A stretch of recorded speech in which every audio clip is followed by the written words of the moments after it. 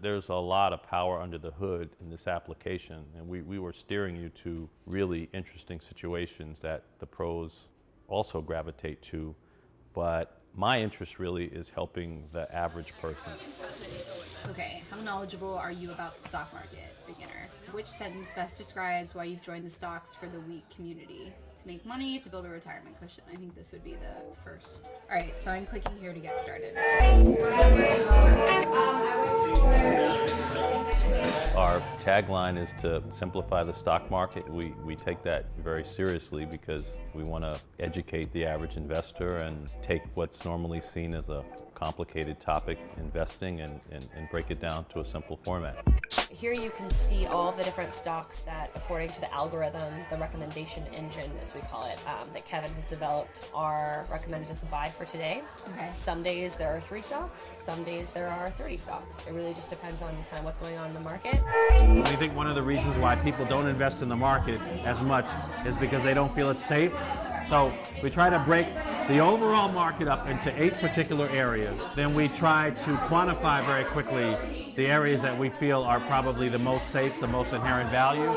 So if you're really interested in long-term financial stability and making sure that you're building kind of like a risk-adverse portfolio, you would pick a smattering of stocks that are equally represented in these different industries. It tends to be very different than what you would see on something like a CNBC, because we're not trying to be topical or popular here. We're trying to show you things that professional investors are particularly interested in. For a lot of finance sites, it's kind of like you're out there on your own. You're gunning for, your money. You're trying to figure out how to make back your investment capital. And here we're trying to have it be a more communal place where people can view other friends and what their watch lists are, tips that they've learned, and hopefully eventually make it into a more collaborative sort of environment. So all the other apps that exist currently are like tinkering tools for investment geeks, stock trading geeks, and not to say that this couldn't be used in that context as well, but this is really bringing this knowledge which was formerly behind the suit and the tie and the stereotypical Wall Street investor, and now we're trying to bring this information in a digestible way which can be understood by people who might not be able to access that type of information normally.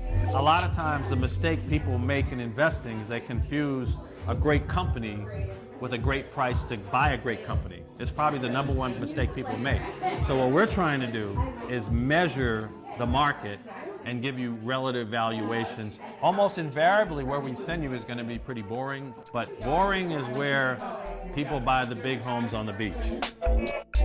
Basically, the industry is sort of missing a large part of the population, because even if you just have $10,000 or $25,000, your money's really important to you and you want to grow that money. So if the industry doesn't do it, we have to develop some sort of tools to help people so they can do it on their own.